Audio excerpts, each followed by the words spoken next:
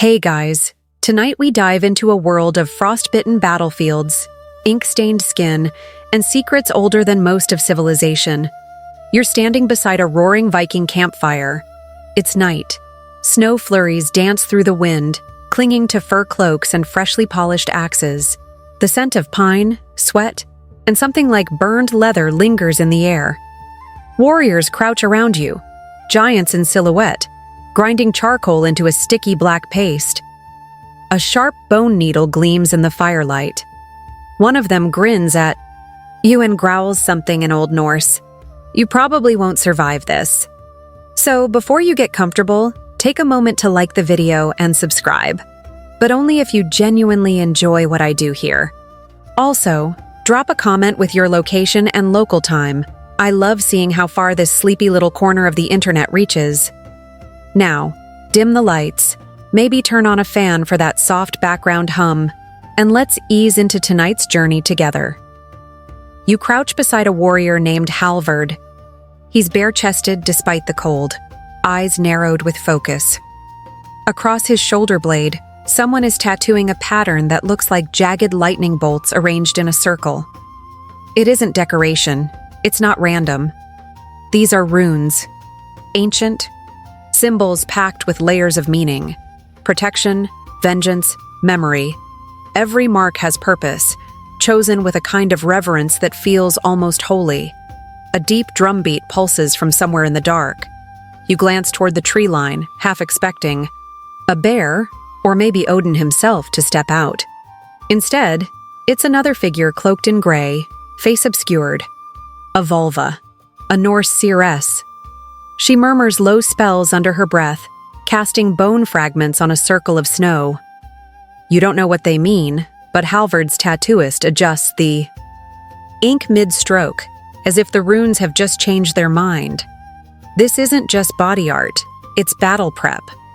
In a world where death could arrive on any given morning, warriors carve pieces of prophecy onto their skin. Some believe certain runes will help them fight harder, die better, or even reach Valhalla faster. Fringe theory alert. A few historians wonder whether warriors believed inked runes acted like magical passwords for the afterlife. Think of it as a VIP pass. If your chest says Odin's chosen, maybe the gates open quicker. And while there's zero archaeological evidence of Vikings walking around covered head to toe in tattoos like some Norse yakuza, there is one tantalizing account. Ahmad ibn Fadlan, a 10th century Arab traveler, described the Rus, likely a Norse offshoot, as having dark green designs from fingertips to neck. Some scholars say that was fabric dye. Others argue it was literal ink.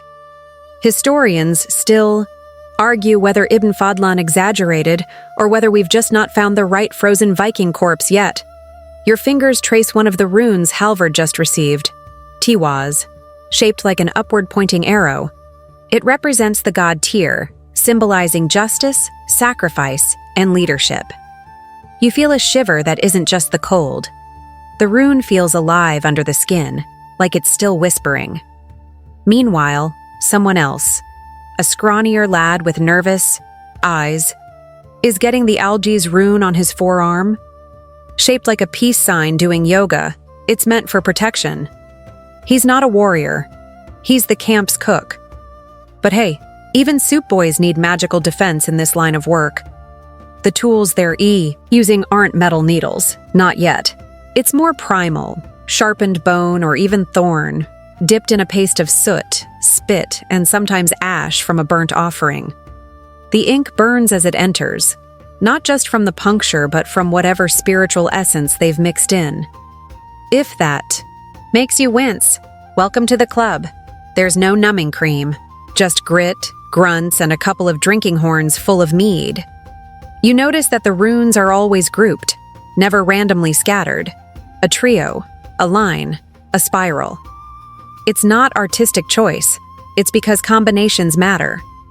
Some sets of runes work like sentences, others form bind runes, amalgamations that compact multiple meanings into one layered glyph. Kind of like emoji stacking, but with potentially lethal outcomes. A joke floats across the fire circle. Something about a guy who got Perthrow, mystery fate, and nowadays need suffering together, and then lost all his goats. You laugh nervously. Everyone else laughs like it's true. Some warriors believe a tattooed rune absorbs part of the soul. It's why some only get inked once.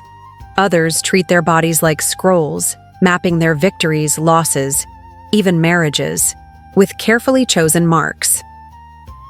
Fringe theory number 2. A few researchers claim some rune tattoos may have acted as early IDs, like Viking dog tags, especially when heads and torsos occasionally ended up separated after battle. You know, just in case you needed that thought before bed. The fire crackles louder, sending sparks into the snowy night. You lean back and stare up at the stars. Someone is humming an old song, a saga. It tells of a warrior who tattooed Raido before a sea journey and never came home. Bad omen or just bad weather? Historians still debate how much fate Vikings believed was written into runes and how much was just, well, Viking luck. You rub your own skin, wondering what a rune would say about you. Would it choose you, like the seeress claims? Or would you be marked forever by someone else's story? A sudden gust of wind swirls snow into the firelight. The vulva raises her hand, and the drumming stops. Silence falls. The ink is dry. Halvard stands, now carrying the weight of Tyr on his back. He nods once and disappears into the darkness. You stare after him, the heat of the fire already fading from your face. You're still seated near the embers, fingers warmed and mind racing. That first rune, Tiwaz, lingers in your thoughts, not just for its meaning, but for how deliberate it felt. Not a scribble, not a symbol. Something more sacred. As the wind howls outside the camp, you begin to realize the truth. Runes aren't just letters. They're spells, portals, warnings, and sometimes invitations. You reach into a cloth satchel someone left by the fire pit. Inside, smooth wooden tiles, each carved with a unique symbol. One looks like an angular F, another like an X, and there's one that resembles a stickman doing jumping jacks. These are the Elder Futhark, the oldest known runic alphabet, used by Germanic tribes, including early Norse cultures. That name? It's not mystical. It literally comes from the first 6 letters, F, U, Theth, A, R, and K. Yep. The runic alphabet starts with Futhark. Go ahead, chuckle. The gods won't smite you. But as you finger each rune, you sense how these aren't just phonetic tools. Each symbol holds layers. Fehu, that F-shaped rune, means wealth, but not in a Bitcoin sense, more like livestock and mobile power. Back then, cows were your crypto. Historians still argue whether the runes started as magical icons or simply evolved into them. What we do know is that the earliest runes appear around 150 CE, and even then, they carried dual meaning. Say you're carving Ansus on a staff. It stands for the A sound and the god Odin and divine messages. One scratch, 3 meanings, efficient and enigmatic. The shapes themselves aren't accidental. You notice how every rune can be carved, cleanly into wood or bone. Straight lines, sharp angles, no curves. The Norse weren't working with ballpoint pens. Imagine trying to inscribe a perfect circle with a dagger onto driftwood while a goat keeps headbutting your leg. Yeah, straight. Lines made survival sense. There's a kind of tactile poetry to these shapes. You don't just read a rune, you feel it. Pressed into palm-sized stones, worn smooth over time, they become talismans. Whispered over, rubbed for luck, even swallowed in desperate moments. Fringe tale. One saga tells of a sailor who tattooed Lagus, the water rune, onto his tongue to calm the sea. Whether it worked is unclear. Whether he could talk afterward, more unclear. Across the camp, someone is teaching a child the names of the runes. Jebo, for gift. Iwas, for the yew tree, a symbol of death and transformation. The boy recites them like a lullaby, his voice rising into the stars. You almost forget you're freezing. Back in the 20th century, archaeologists uncovered combs, amulets, and tools etched with single runes, not entire inscriptions, just one mark. And that one mark, often loaded with protective meaning. Algiz for safety, Thurisaz for destructive power, Sowilo for the sun, and also, possibly, hope. That's where things get weird in the best way. Because the line between writing and magic in Norse culture isn't really a line at all. It's more like fog. Thick, mysterious, and easy to get lost in. Historians still wrestle with whether runes were primarily used for communication, or incantation, or if the Vikings even saw a difference. A carved rune might tell you who owns this axe and curse anyone who tries to steal it. Very efficient. Very Viking. Some stones discovered in Denmark and Sweden are inscribed with what scholars call nonsense runes, sequences that don't form words but may have held ritual power. One theory? These were for people who didn't know how to read but wanted the power of the symbol. So they copied the look without the meaning. Kind of like someone getting a tattoo of Chinese characters that accidentally says noodle soup. You wander deeper into the camp, where a small shrine glows faintly with whale oil lanterns. It's dedicated to the Norns, mystical beings who weave the fates of gods and men. Around the altar are bones, feathers, and small stones inscribed with runes so worn they're almost invisible. A warrior kneels here, muttering, tracing each glyph with his thumb. The moment feels private, but you can't look away. Suddenly, a girl beside you hands you a carved disc. It's cool to the touch, lighter than it looks. On one side, Raido, the travel rune. On the other, nothing. She smiles and says, "One half is yours, the other is the journey." You nod like you understand, but yeah, you don't. Not yet. And that's part of the rune's charm. Even now, they're layered with interpretation, debate, and occasional wild speculation. Some scholars think each rune had specific poetic kennings, symbolic meanings passed orally. Others argue that most runes were pragmatic, not mystical. Then, someone inevitably brings up that rune-covered sword buried in peat bog mud that nobody can explain. You step away from the shrine and look back at the child, now asleep by the fire. One rune, Berkano, has been drawn on his forehead. It means birth growth sanctuary, a small prayer written in ancient code, dreaming in a sleeping camp. So now you know, these symbols, they're not just a precursor to letters. They're stories compacted into scratches. They're blessings and curses, love notes and death threats, all hidden in clean-cut lines that still whisper across centuries. And soon, they'll start whispering from under people's skin too. But don't rush ahead. We're not at ink yet. For now, you simply cradle that Raido token in your palm and wonder where the next path leads. The night has grown colder. You pull your fur closer, but there's a strange warmth humming under your skin. Maybe it's from that rune in your palm, or maybe it's just the mead someone slipped into your cup when you weren't looking. Either way, you feel bolder, curious. So you follow the trail of distant drum beats deeper into the forest, towards something more intense, more painful. There's another fire ahead, smaller and more isolated. Around it, a handful of warriors sit in a tight circle, their torsos bare, muscles tight, jaws clenched. The air is thick with the smell of pine resin and something sharp, burnt. A sticky black paste sits in a horn-shaped bowl. You already know what it is. Ink. Here. Tattooing isn't decorative, it's ritual.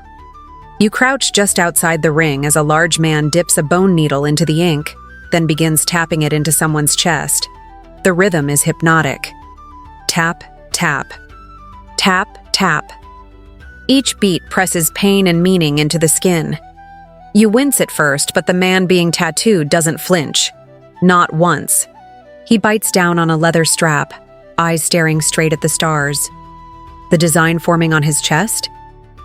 A binh rune, 3 runes merged into one symbol. You recognize urus for strength, iwas for resilience, and hagalas for controlled chaos. Potent cocktail. It's not just an artistic flourish. The shape is engineered to hold multiple forces in balance. Scholars still debate whether bind runes were custom inventions or passed down from sacred traditions. Either way, you don't doodle these things casually. One wrong merge and you're not summoning strength. You're summoning a very angry thunder god. You watch another man mix the ink. It's not just soot and water. There's bone ash, blood, sometimes animal, sometimes human, and occasionally herbs or hallucinogenic mushrooms. A fringe theory suggests some tattoos were made while warriors were high as a Valkyrie's kite, creating not just body art, but vision quests etched in flesh. You're not sure what's more intense, the physical, pain, or the spiritual risk. The Norse didn't see the body as just skin and bone. It was a vessel, a canvas, and, according to some runic poems, a battlefield of souls. Each tattoo might affect not only your body, but your luck, your fate, even your afterlife. That's why the vulva from earlier oversees these sessions. She doesn't tattoo, but she blesses, or warns, or flat out tells a guy, if you get nautas and tiwas together on your ribs, you're basically inviting disaster. Spoiler, he did it anyway. No one's seen him since. You ask if everyone in the tribe gets inked. The answer? No. Tattooing isn't universal. It's earned or endured. Some only get marked after their first kill, others after a near-death experience, and some choose to remain blank as a kind of defiance, letting their actions tell their saga, not their skin. You sit beside a man who looks too old for war. He offers you his arm, covered in faded blue-black lines. Each rune tells a story. That one? A memorial for a dead brother. The one near his wrist. A merchant seal to ensure fair trades. And the jagged line down his bicep? A joke, he says. It means, don't trust women. Then he chuckles and admits it's actually, don't. Trust this man, himself. You laugh, but there's something sobering underneath. These marks are more than decoration. They're memory, a living archive. In a world with no journals or selfies, your body becomes the only story that follows you into the grave. Fringe historians suggest that in rare cases, bodies might have been skinned posthumously, and the tattooed hides preserved, not as trophies, but as revered relics. Sleep tight with that image. You look around and notice the variations. Some tattoos are neat, geometrically precise. Others are wild and raw, like the hand that made them was trembling or possessed. There's no unified style, just personal meaning. But the techniques? Consistent. Tap, tap, stick, ink, blood, bone, repeat. If you're picturing a 10-minute session with a clean towel and numbing cream, adjust your expectations. This is more Iron Age spa day from Helheim. A skinny warrior across the fire shows you a design on his spine, 9 runes, each one added after a vision. He claims he's seen all 9 worlds of Yggdrasil and has the scars to prove it. You don't know whether to laugh or bow. Historians still argue whether Vikings had vision-driven tattoo traditions, or whether that's a modern reinterpretation. But the idea? It fits. The Norse were storytellers, and tattoos are permanent stories. You flinch when the bone needle nicks too deep on someone's collarbone. Blood seeps out, but no one panics. Instead, they smear it into the surrounding runes, sealing them. You ask if that's normal. The answer? Only if you want them to stick. Great. No pressure. As dawn begins to crawl across the horizon, the tattooing slows. The warriors wrap themselves in cloaks, wounds fresh and symbols raw. They don't speak much, but you can feel the weight of what just happened. Not just ink, not just pain. Transformation. You step back into the trees, fingers brushing your own skin, wondering which rune would find you, what it would cost, and whether you'd be brave enough to wear it forever. You wake slowly, curled under a reindeer pelt, breath misting in the cold morning air. The camp has gone quiet. The fires have shrunk to embers. Snowflakes whisper onto the earth like forgotten prayers. You stretch, roll your shoulders, and then you hear it. A name spoken low and reverently. Odin. You follow the sound. A small group has gathered near a gnarled ancient tree, the kind that looks like it grew out of a saga rather than soil. Its limbs twist like they're clutching secrets, and its bark is scarred with strange carvings. Runes. Old ones. Faded, but still humming with purpose. At the center of the circle, a man with one eye, yes, one, speaks in a gravel voice. He hung for 9 days, he says, pierced by his own spear. No food, no water, all to see the runes. You blink. Wait, what? Welcome to one of the most brutal origin stories in mythology. According to Norse belief, Odin, the All-Father, king of the gods, sacrificed himself to himself by hanging from the branches of Yggdrasil, the world tree. He suffered in agony for 9 nights, wounded and alone, all to gain the knowledge of the runes. That's right. These symbols weren't invented. They were earned. Some say he was lifted into the spirit realm, where the runes revealed themselves like glowing spiders crawling through his vision. Others say they bled into his skin. Either way, the lesson is clear. These symbols are not to be taken lightly. And Odin? He didn't just get the knowledge. He became it. Historians still argue whether this myth reflects an actual shamanic tradition or a metaphor for divine wisdom through sacrifice. Either way, it's metal. You stare up at the tree. The branches seem to move in the wind, but there is no wind. A raven caws once from above and disappears, probably Hugin or Munin, Odin's thought and memory birds. You wonder, if Odin went that far for the runes, what does it mean when you wear them as tattoos? The one-eyed man continues. He speaks of Galder, a form of runic chanting. The idea was that certain runes could be activated not just by carving, but by sound. You chant them, whisper them, sing them, and they stir. That rune on your shoulder? It might just be sleeping until you hum the right syllable, which is cool and terrifying. Fringe belief alert. Some neo-pagan practitioners today chant runes during tattoo sessions to awaken the ink as it enters the skin. Whether that's authentic Viking practice or modern mysticism cosplay is hotly debated. But hey, your body, your saga. A younger voice in the circle interrupts to ask why Odin gave the runes to people. Why not hoard them, like every other mythological god ever? The answer? Because knowledge unused is wasted, and because mortals suffer enough.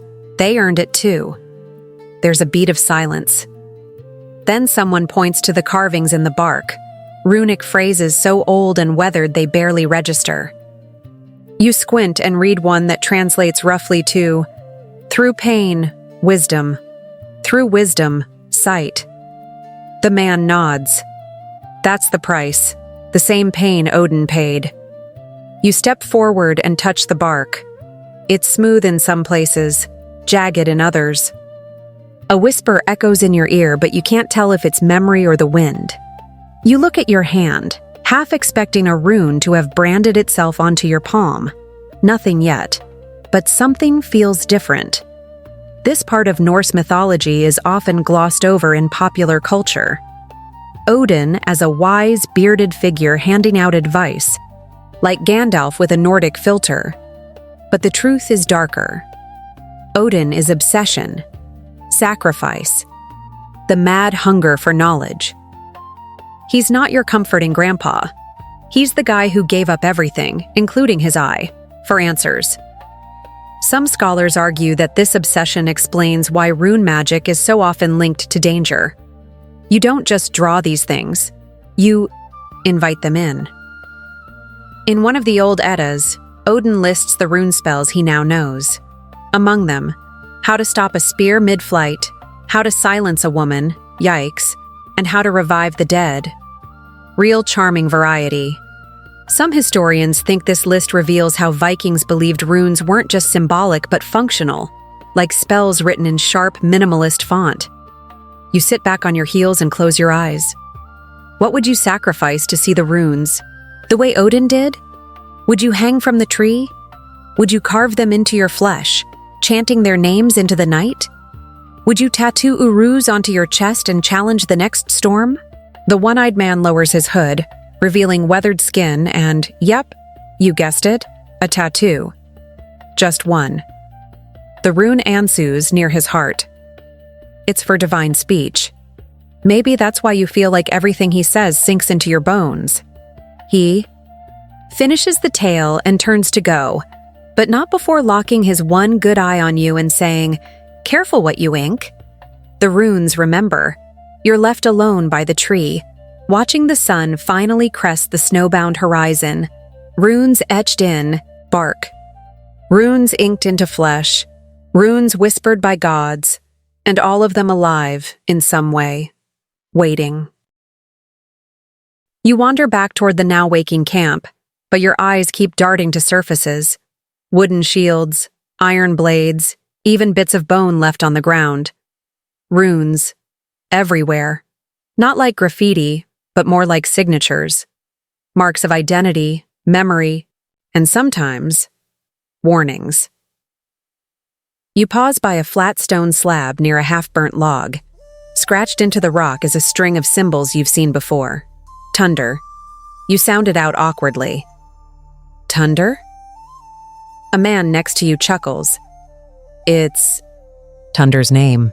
He wanted to make sure his shield didn't end up in someone else's saga. This was common.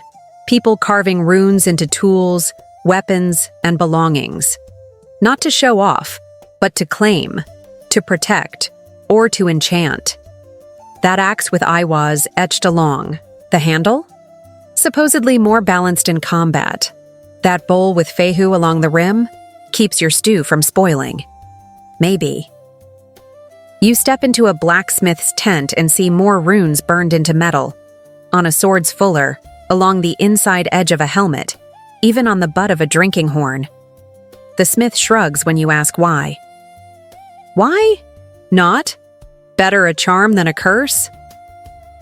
There's a kind of belief here that the rune doesn't just decorate, it activates. Like the blade works better because of the mark. A kind of partnership between object and meaning. Historians still debate whether these runic inscriptions had true magical intent or were just a cultural habit. But the consistency is undeniable.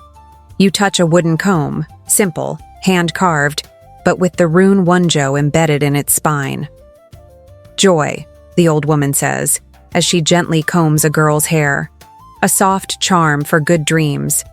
There's something tender about that. Not every rune is for war. Some are simply for peace.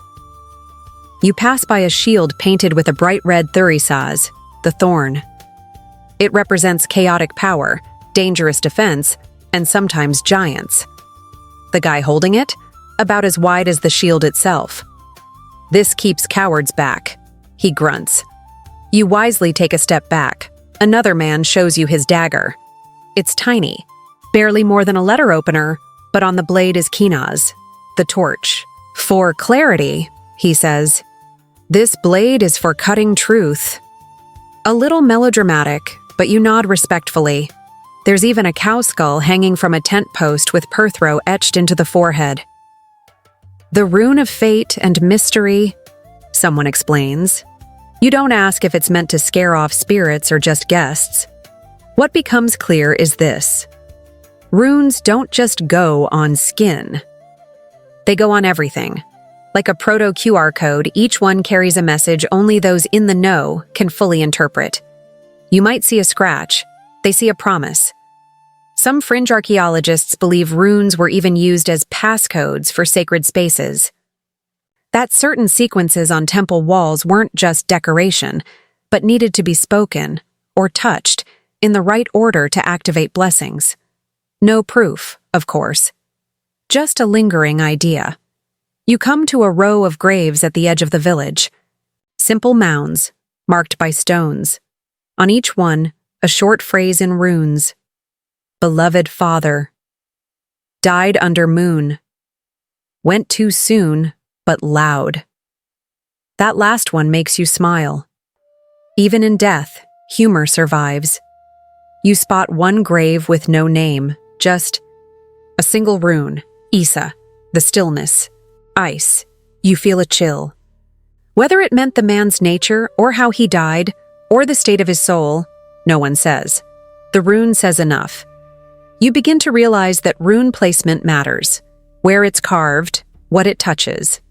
A rune over a doorway invites protection. A rune beneath a bowl draws fortune. A rune under your left collarbone? Maybe courage. Maybe heartbreak. Historians still argue if Vikings had a formal placement guide or if it was instinct, passed down in whispers. One woman invites you into her weaving tent. The fabrics here are dyed with natural ink, and faint runes appear along the hems. Awaz for movement, Gabo for exchange. When the wind blows, they catch the meaning, she explains, holding up a tunic. The idea that runes can be sewn into your life like threads of purpose feels right. You think back to modern tattoos. People getting symbols on their ribs, their wrists, behind the ear. Some know what they mean. Some saw it on Pinterest. But here, even the inkless symbols have meaning. A young boy is scolded for carving Othala, heritage, into a walking stick that isn't his. That's not your inheritance, his father snaps. Even wood deserves honest storytelling. You pass a horse's stable, its door marked with Rado, the travel rune, and Awaz, the U. Strength for the road. The horse looks unimpressed. You whisper the meanings anyway, just in case. As twilight falls, you glance again at your palm where you still clutch the Rido token from earlier. Now, suddenly, it feels different. Not just a souvenir, but a key. A reminder that these runes aren't ornamental. They're practical, personal, and yes, a little magical. You take one last look at the grave with the Isa rune and feel something like stillness press against your ribs. And then, without deciding, you know, when the time comes, your rune will know where to land.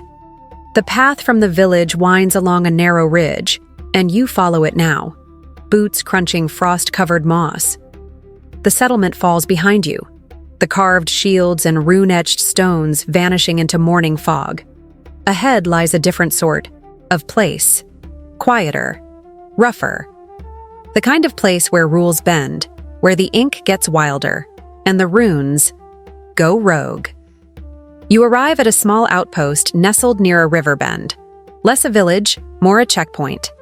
No majestic longhouses here, just patched-together huts, sunken boats, and soot-darkened smithies. The people look different too. Traders, farmers, wanderers, outcasts. Their eyes dart quicker. Their tattoos? Less ceremonial, more improvised. You see symbols scrawled on arms, necks, and even across knuckles. Some look vaguely like runes. Others, not so much. A man leaning on a broken barrel offers you dried fish and points to the jagged mark on his forearm. "This is my rune," he says proudly. "Made it myself. Means good luck and sharp wits." You squint at it. It looks like a skewered lightning bolt doing a cartwheel, not in any known runic alphabet. "Close enough," he grins. "You've stepped into the messy middle ground between sacred tradition and personal invention. Here, The rigid structure of the elder Futhark gives way to experimentation. People mix runes with pictographs or mash multiple letters into new forms. Are they effective? Historians still argue whether these hybrid symbols had power or were just attempts at keeping up appearances. A woman nearby sharpens a fishing spear. She's got a tattoo of Jera, the harvest rune, on her cheek. It's crooked, like it was done in a hurry. Marked myself, she shrugs. Wasn't gonna wait for some seer to bless my cabbage patch. You sit beside a trader who shows you the underside of his arm, 4 simple lines forming a boxy shape. For safe passage, he mutters. Works on land and sea. When you ask if it's a known rune, he winks. It is now. And there it is. The democratization of runes. Out here, far from the fire-lit ceremonies and high ritual of the warrior class, people still crave protection, identity, meaning. But they make their own versions, like folk songs passed down and reinterpreted until the original melody is barely there. Some researchers call these vernacular runes, born not from scholarly knowledge but practical need. You step into a dusty hall where a traveling merchant unrolls cloth filled with charms, wooden discs etched with symbols, many unrecognizable. One is clearly Sowilo, the sun rune. Another might just be a scratched fish, but the locals buy them. Why? Because meaning doesn't always require accuracy. Sometimes belief is enough. Fringe Theory Corner. A few linguists think some of these incorrect rune forms may have evolved into magical sigils used in later European occultism. The link's blurry but not impossible. Human creativity rarely stays inside the lines. A thin man with ink-stained fingers approaches you. You want a rune? He asks. Custom blend, something unique. You decline politely, but he starts, sketching in the dirt anyway. He combines Iwas, Laguz, and something resembling a musical note. This one's for strength in dreams, he explains. Helps you survive the weird ones. You almost believe him. You notice a young girl sitting on a rock, holding a stick and scratching symbols into the mud. They're messy and half-formed, but she repeats each one under her breath. Her mother calls her back to the hut, and the drawings are washed away by river spray. But in that brief moment, you see something universal. The urge to mark, to name, to shape the unseen. Somewhere nearby, a dog barks. You turn and see it darting across the snow, wearing a collar with a leather tag etched in runes. Protection, says its owner. You don't question it. You learn that in this rougher corner of the Norse world, runes also appear in contracts, love notes, and the occasional insult. One story tells of a feud that started because someone etched Naudes, the rune of hardship, into a rival's door. Passive-aggressive? Definitely. Effective? Supposedly, his cows died the next week. You cross a bridge where the beams have runes carved deep into the wood. One sequence repeats every few feet. You ask an old man what it says. He shrugs. We forgot long ago. But the bridge hasn't fallen. Not everything here is spiritual. Some uses are brutally practical. Farmers mark tools with gabo for fair exchange. Traders ink rhydo into crates to ensure safe journeys. And yes, some scrawl runes on privy walls for laughs. Think Viking bathroom graffiti. Thor smells like fish. Classic. This isn't the noble warrior tattoo culture from earlier. It's messier, more human. Runes here are living language, sometimes correct, sometimes not, but always used. You sit by the river's edge and skim stones, watching the ripples distort your reflection. If you tattooed a rune here, it might not be precise, might not follow any rules, but it would still mean something. In a way, isn't that what most tattoos are today? Memory made visible. Story in shorthand. You head back toward the trail as the sun begins to dip. Behind you, the outpost hums with life. trade, argument, laughter. The runes there aren't always perfect, but they are alive.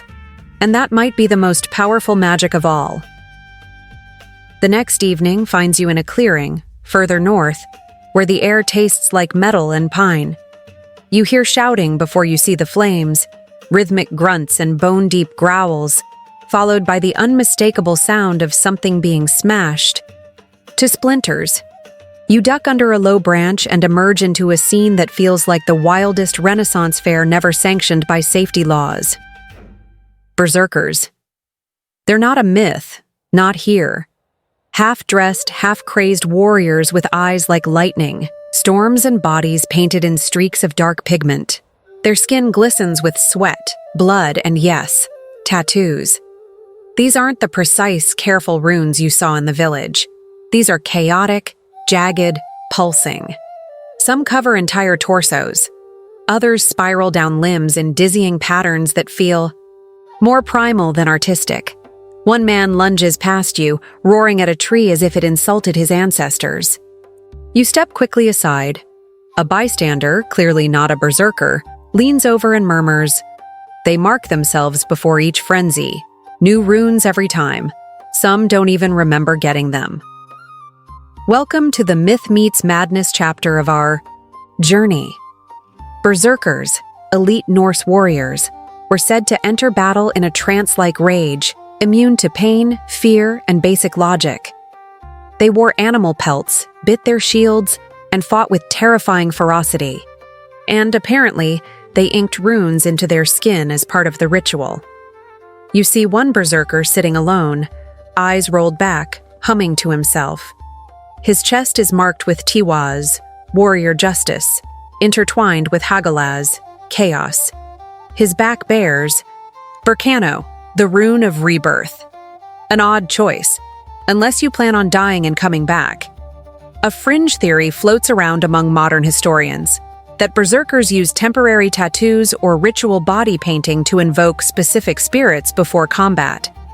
Some might have tattooed themselves permanently, but others likely relied on short-term marks, drawn with ash, blood, or natural ink that enhanced their transformation. You approach another warrior whose biceps look like a Norse crossword puzzle. He snorts when you ask about their meanings. Some are real, he says. Some just feel right. We don't always know what we need until the frenzy starts, which raises an interesting question. Can you choose a rune, or does it choose you? You're led to the edge of the camp where an elder sits carving symbols into flat stones. We guide the berserkers, he says. They fight for the gods. The gods speak through runes. He shows you one, Iwaz, the yew tree, a symbol of death and endurance. This one calms the frenzy, helps them find their way back. Because here's the dark truth, some don't. Berserkers weren't just feared by enemies. They terrified their own people.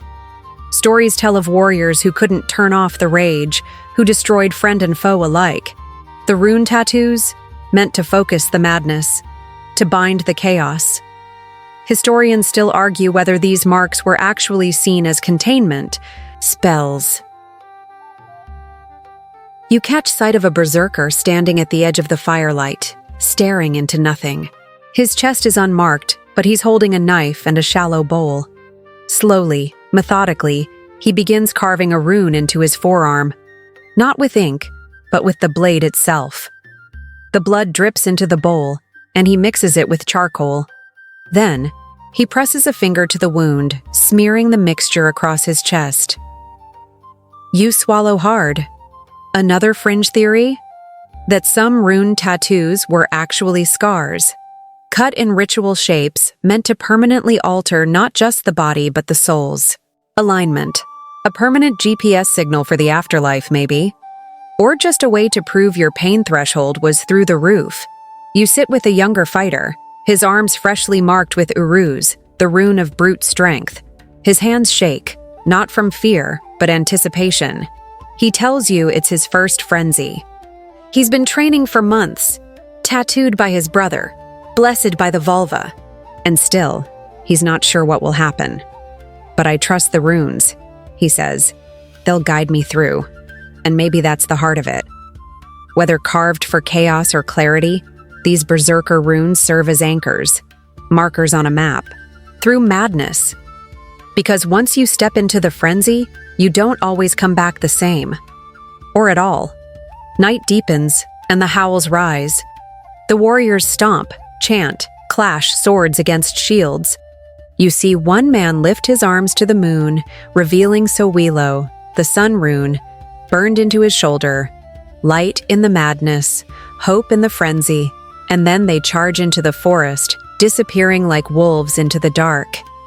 You're left with smoke in your hair and a strange ache in your chest. The berserkers are gone, but their runes linger, etched into bark, bones, and memory. You touch your arm, imagining what it would feel like to wear one of those marks, even for a night. Even just to say, I was there. I survived. And deep down you wonder, do you need a frenzy to earn your own rune? Or is life wild enough already? The morning after the berserker frenzy is unnervingly calm. Birds chirp like nothing happened. Snow melt drips from pine needles in a lazy rhythm. You half expect the forest floor to be scorched or clawed into oblivion, but instead, the clearing looks untouched, except for the lingering scent of ash, blood, and pine pitch. You follow faint footprints away from the frenzy site, drawn by a low hum that seems to vibrate through the ground. Eventually, you come to a hollow in the earth. Hidden by branches and shadow, smoke curls from the mouth of a cave. And there, sitting cross-legged at the entrance, is a woman wrapped in layers of fur and beads, staring straight through you. She's a vulva, a Norse seeress. If the berserkers were the teeth of the Viking world, she is the tongue, speaking, to gods, spirits, and whatever else might be listening. She motions you forward without a word. Inside, the cave is dim, warm, and full of things that shouldn't logically be in one place. Feathers, animal skulls, bundles of herbs, carved bones, stones etched with runes glowing faintly with moss or perhaps something else. There's a stone bowl in the center of the room filled with water that reflects light in colors you can't name. The hum grows louder, as if it's coming from beneath your feet. This is where runes turn from warrior's mark to witch's whisper. Tichao. Volva picks up a handful of small stones and tosses them into the bowl. They clink softly, then float. Yes, float. As if the water is denser than logic. Each stone carries a rune. Isa, Iwaz, Perthro, Laguz. She studies them with an intensity that makes you shiver. This one, she says, tapping Perthro, is your question. Then she taps Isa. And this is what stands in your way. You nod slowly like you understand, though mostly you're still trying to figure out how water became a rune Ouija board. This method of divination, casting runes, is called runar shona. Not unlike tarot or I Ching, it's a way to interpret the unknown. Historians still argue whether these readings were treated as binding truths or just poetic nudges. Either way, people trusted them enough to base life decisions on them. Marriage, travel, revenge. Sometimes it all hinged on how the runes landed. The vulva begins chanting under her breath. Not words exactly, but syllables. You recognize fragments of rune names. Fehu, Ansuz, Rido. The air in the cave shifts. Denser now. It smells of damp earth and something sharp, like juniper and old secrets. She pulls out a stone that's different from the rest. Shiny, obsidian black, with a bind rune carved deep into its face. This is not for you, she says, eyes narrowing. But it wanted to be seen. She places it back gently. You want to ask what it meant, but something tells you not to. Some symbols aren't invitations, they're warnings. Fringe theory. Time. A few scholars believe that runes weren't just used to divine the future, but to influence it. That by drawing certain runes, on stones, on skin, on battle flags, you could nudge reality, bend probability, maybe even rewrite a thread of fate. Skeptical? Sure. But standing here, in this cave, watching the light flicker off a bowl full of floating prophecy, you're at least rune curious. The vulva gives you a stone. Yours alone, she says, carved with dagas, the rune of breakthrough, daylight, and transformation. It's warm in your hand. Too warm. You slip it into your pocket and nod. She doesn't smile, but she seems pleased. As you leave the cave, you notice something carved above the entrance. Algiz, the protection rune. But here, it's inverted. Not a good sign, you think. Inverted.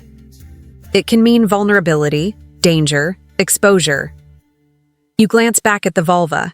Still cross-legged, still humming, still not smiling. You wonder what she sees when she closes her eyes. The future? The gods? Or just another version of you, somewhere else, marked with different runes, making different mistakes? You continue, down the trail, but the echoes of the cave follow. The idea that runes don't just mark the body or objects, but the air, that you can whisper a rune, that you can dream one. Some legends speak of runes appearing in visions, carried by ravens or rising from smoke. There are even sagas where heroes are taught runes in dreams by dead relatives or strangers who might have been gods in disguise. Were those just dreams? Historians still debate whether such visions were dramatized for story or rooted in actual shamanic traditions. But in Norse culture, dreams weren't just random mental noise. They were doors, sometimes with rune-shaped keys. You remember a tale someone shared last night. A woman marked her child with Berkano in a dream, then found the mark faintly imprinted on the baby's skin the next morning. Coincidence? Maybe. Or maybe the dream knew something the waking world didn't. Back at the edge of the forest, you catch a glimpse of someone carving runes into a stone and dropping it into the river. It'll find where it needs to go, he says. You watch it vanish beneath the current. Not every rune needs to be read. Some are meant to float, to sink, to dissolve into time. You check your pocket again. The Dagaz stone is still there. Still warm. The seer's chant lingers in your ear even now, soft and constant like a heartbeat. And just beneath it, you swear you hear the runes whispering your name. Night again. You walk alone this time, following a thin dirt path lined with wooden stakes. The stakes have carvings, some weathered beyond recognition, others still sharp. A few glow faintly, reflecting moonlight in strange ways. But the vibe, here? Different. The air's heavier. Not dangerous exactly, but watchful. You reach a small hill with a crude wooden chapel on top. A cross marks the roofline. Bells dangle from ropes, swaying in the breeze without a sound. You blink. For a second, you think you see runes carved into the doorframe, right beneath the Christian cross. You step closer. Yep, definitely runes. Welcome to one of history's great cultural mashups, when Christianity met Norse runes. Spoiler, it wasn't a friendly handshake. Christianity didn't just arrive in Scandinavia. It crept in, decade by decade, church by church, blessing swords and burning traditions. And with it came a kind of holy censorship. Runes, deeply tied to pagan beliefs, became suspect, dangerous, heretical. But they didn't vanish. They adapted. Inside the chapel, candlelight flickers over walls painted with saints and symbols. But in the corners, under layers of soot and time, you spot faint rune scratches. One near a beam, Iwaz, the yew tree. Another behind the altar, Tiwaz, almost hidden beneath a Latin inscription. The people who built this place were trying to have it both ways, Christian surface, Norse soul. Historians still argue whether this was spiritual camouflage or desperate compromise. Some believe villagers etched runes as secret prayers, quiet insurance policies in case the new god didn't pick up the call. You sit beside a wooden pew, fingering the edge of the seat. Someone's carved nodas into the side. Need, restraint, suffering. You wonder if it was a worshiper asking for help, or a warning. Christian monks eventually created their own alphabets, like the Latin-based scripts, but the Norse clung to runes like worn family heirlooms. Some even tried to Christianize them. You'll find rune stones from the 10th and 11th. Centuries mixing biblical names with old Futhark letters, like a text message half in emojis, half in scripture. Outside, you find a graveyard. Cross-shaped markers dot the slope. But on a few, there are carvings at the base, low to the ground, easy to miss. Runes again. Gabo, the gift. Othala, the ancestral home. Someone couldn't let go of the old ways. Or maybe they didn't want to. Fringe theory corner. Some modern pagans believe runes weren't ever fully erased, just submerged. That like underground rivers, the symbols ran quiet and invisible beneath the surface of Christian Europe, waiting for a moment to re-emerge. And, in some cases, the church embraced runes. Sort of. Icelandic grimoires from the 1600s include galdralag spells, a blend of Christian prayer and runic formula. Need help catching a thief? There's a rune for that. Want your enemy to grow horns? Yep, that one's got a whole chant, you know. Peek into the chapel again and spot a Bible open on the altar. A bookmark ribbon spills out. At the top corner of the page, someone has drawn algaes in the margin. Was it the priest? A traveler? Someone hedging their bets? You hear footsteps. A man in a hooded cloak nods at you. They never really left, he says. The runes just got quieter. He leads you behind the chapel to a low stone wall. Embedded in the mortar are bits of carved rock. At first glance, they look like random debris. But then you spot it. Ansus. And there, half buried, kinas. This isn't just a wall. It's a puzzle. A secret spell, baked into brick. Back in the day, some believed runes could ward off evil if hidden in homes, thresholds, or church walls. You're not surprised.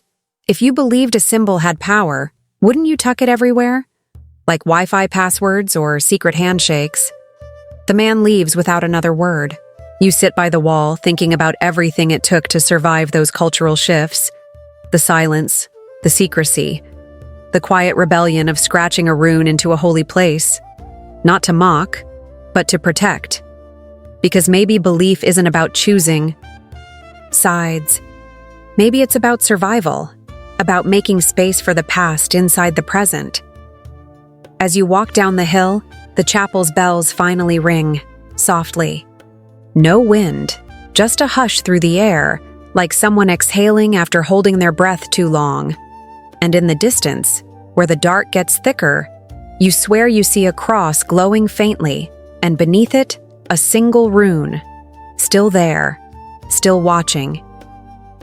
You leave the chapel behind, but the sound of the bells seems to follow, echoing faintly through the trees like some quiet reminder that nothing ever really disappears. It just changes shape. The road ahead twists down toward a battlefield, though not in the swords and shields sense. It's a place of memory now, a valley of bones and broken stones. You crest a low hill and spot them, relics scattered like crumbs from an old story. An axe head half buried in soil, dulled by centuries of rain. A dented helmet tangled in roots. And everywhere, runes, carved into hilts, scratched onto belt buckles, etched into coins and pendants. You crouch beside a rusted sword. Its blade is useless now, cracked and corroded. But near the handle you see it. Tiwaz, the warrior's rune. Still sharp, still visible. You touch it. Cold. It's as if the rune outlasted the man who carried it, the war he fought in, and even the language he spoke. All that remains is the idea. That's the strange thing about rune inscriptions on weapons. They weren't just ID tags. They were talismans, prayers, promises. Some believed a rune could give a blade speed, sharpness, or the power to bite more deeply. Others thought runes made the weapon loyal, that it would never fail unless the bearer did first. You. Find a spear shaft split down the middle. The wood is gray with age, but the markings remain. Raido and Uru's, journey and strength. The combination makes sense. This spear was meant to travel far and hit hard. Nearby, you find a small bronze brooch, tarnished green in the shape of a circle.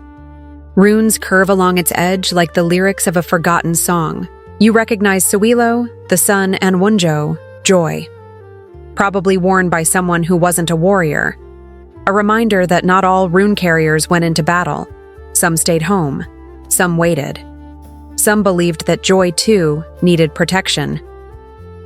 Historians still debate whether every rune on a weapon or object was deeply intentional, or if some were mass-produced decorations, what you might call the live-laugh loot of the Viking world. But the frequency, the repetition, and the location of many of these symbols suggest something more than trend. These weren't just cool designs. They were layered messages, sent across lifetimes. You lift a round shield from the mud. Its center rotted away. Around the rim, faint marks. Thurisaz, the thorn. Iwaz, Hagalaz, a mix of defense, death, and disruption. You imagine the warrior who painted them before battle. Was he confident? Desperate? Both? Fringe belief alert. Some modern rune scholars think that certain combinations created literal spell shields, not just metaphorical protection, but energetic armor. Is there proof? No. But the idea has weight, especially when you hold a shield and feel something, just a little. A rustling sound behind you makes you turn. A young woman appears from behind a tree, her tunic patched and boots muddy. She says nothing, just hands you a small leather pouch. Inside are bits of bone, each carved with runes. You raise an eyebrow. From the battlefield, she says quietly. They used to throw them before fights, to ask. She makes a vague motion, asking, Fate. You pour the bones into your palm. Perthrow, Naudas, Gabo. Chance, need, gift. No clear answer, just a cluster of possibilities. Some warriors did this, cast rune bones before a raid, looking for patterns, guidance, or at least a vague sense that they wouldn't die horribly. Sometimes they ignored bad omens anyway. Viking confidence was a whole personality type. You watch as the woman digs through the dirt, pulling out a scrap of leather. It's a wristband, barely intact, but it bears a sewn-on patch with algaes, protection. She presses it into your hand. Yours now. You thank her. She shrugs. It wants to be carried. You stand and look around once more. The battlefield is quiet, but the runes are still loud. They don't shout, they whisper. Reminders, echoes, lessons. They say, someone stood here, someone hoped here. Someone died here, and still believed it meant something. And maybe the most important rune in all of this, etched into the last blade you find, one that snapped clean down the middle, is Dagaz, the rune of daylight, of transition, of breaking. Through you smile. Because even here, in a field of death, someone believed in dawn. You don't sleep that night. Not really. Not after the battlefield. Instead, you find yourself in a torchlit hall, long and narrow, smelling of wax, parchment, and old secrets. Shelves line the walls from floor to ceiling, stacked with leather bound. Volumes, wooden boxes, and scrolls wrapped in twine. The floor creaks beneath your feet. Every sound echoes like a question you forgot to ask. A robed figure emerges from the shadows, hunched, nose buried in a book. A monk, judging by the robes and the low muttering in Latin. But there's something else. On the side of his writing desk, half hidden under the drape of his sleeve, you spot it. A rune. Answers, inked in faded brown just beneath the skin. Communication, knowledge, or maybe defiance. Welcome to the medieval memory vault, where the runes didn't die, they just went underground. After the Christianization of Scandinavia, the use of runes slowly declined in public life. Latin letters became the norm. Churches and monasteries frowned on pagan symbols. But instead of disappearing, runes slipped into the margins, literally. Monks, scribes, and secretive scholars tucked them into manuscripts, etched them onto amulets, and preserved them in footnotes and corners of prayer books. Historians still debate whether this was rebellion, superstition, or simply cultural stubbornness. Probably a little of each.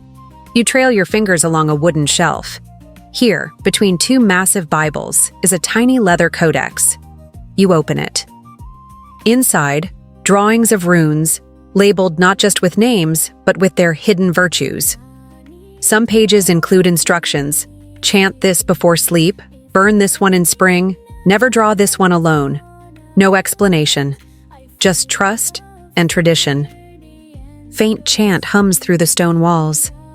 Somewhere in the building, another monk recites a prayer, but it blends into something older. You swear you hear Fehu, Fehu, Fehu, the rune for wealth and movement, repeating like a forgotten song. Not. Every monastery preserved runes. Many destroyed them, burned runestones, banned their teaching, even punished those caught using them. But in Iceland and parts of northern Scandinavia, the practice never fully stopped. Runes were copied into grimoires, slipped into church carvings, whispered during births, etched onto wedding rings. You pass a table scattered with artifacts, amulets, mostly. Tiny ones carved from bone, antler, or clay.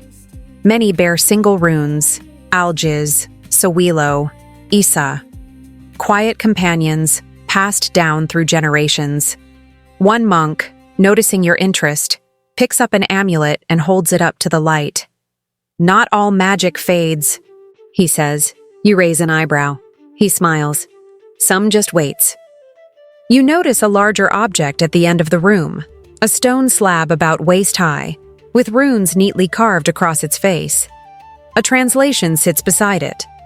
Blessed are those who remember. A motto? A warning? A spell? You're not sure. Fringe theory. A few historians believe some monks viewed runes not as heretical, but as ancestral wisdom, something to be protected quietly, like old bones or ancient seeds. They copied them, stored them, preserved their meanings, even while preaching sermons that condemned pagan scripts. You walk into a small alcove where manuscripts lie open under glass.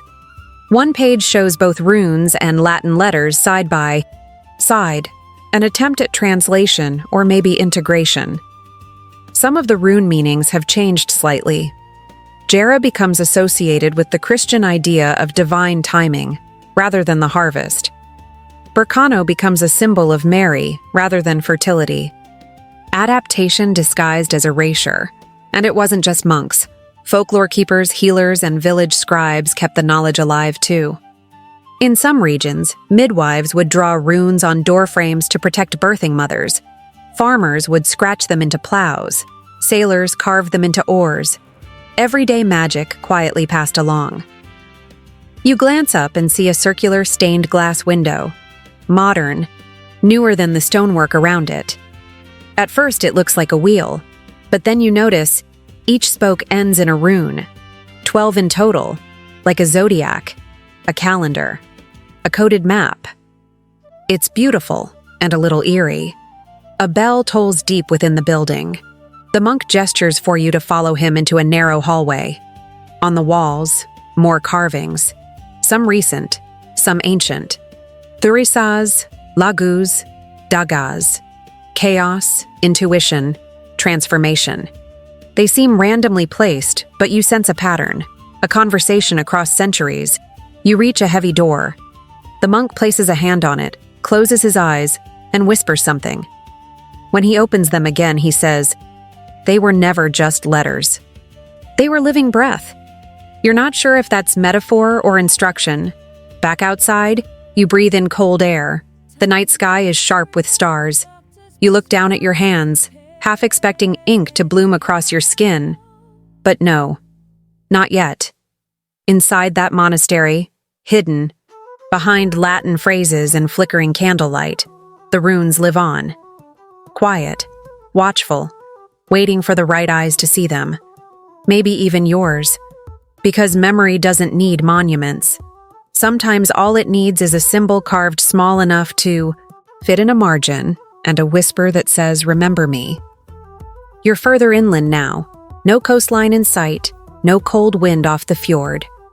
The land is flatter, dotted with pastures and timber houses, the kind of place where time folds in on itself. You could be in the 900s or the 1600s, and honestly, you wouldn't notice the difference until someone pulled out a pair of eyeglasses or a pocket watch. But tonight, you're headed towards something far more modern. Well, modern for them. Because while monks and mystics were quietly safeguarding runes in dimly lit halls, across Europe, something unexpected was happening. The Age of Enlightenment had a rune obsession. Picture this. It's the 1600s, and scholars in powdered wigs are poring over runestones with magnifying glasses, sipping wine, and confidently misreading half of what they see. Welcome to the rediscovery phase, or as you're starting to think of it, the era when runes became cool again, but no one really knew what they were doing. You find yourself in a candlelit study, shelves groaning with books bound in cracked leather. An aging academic named Herr Lundstrom enthusiastically invites you to examine his prized rune rubbings. He's got entire walls covered with charcoal impressions of stones hauled in from remote villages. He points excitedly at one. "This one," he says, tapping the page, "clearly references Atlantis." You raise an eyebrow. He winks. "Or a very well-organized farm." Historians still argue. And they do. During the 17th century, Scandinavian scholars began actively studying ancient runes again, digging up stones, translating inscriptions, and publishing lavish treatises filled with theories ranging from mildly plausible to wildly imaginative. Some thought the runes were a precursor to Hebrew. Others were convinced they hid the secrets of the universe, like a Nordic Da Vinci Code. You spot one book with a hand-drawn diagram linking Fehu to gold, Kanaz to genius, and Perthro to portals, between dimensions. Early rune correspondences, Lundstrom says. Entire alchemical systems were built on these. A fringe theory that still gets kicked around in certain occult circles suggests that some Enlightenment rune scholars were also early Freemasons, obsessed with symbols, sacred geometry, and encoded messages. Did they believe runes held literal power? Some did. Others just loved the drama. You leaf through a thick volume and notice how many of the rune meanings have shifted. Uruz, once linked to strength and wild oxen, is described here as male virility. Burkano, the birch goddess rune, becomes a symbol of domestic purity. You smirk. That explains why some early rune-themed tattoos look more like Victorian fan fiction than Viking battle prayers. But not everything from this period was guesswork. Some scholars made serious progress.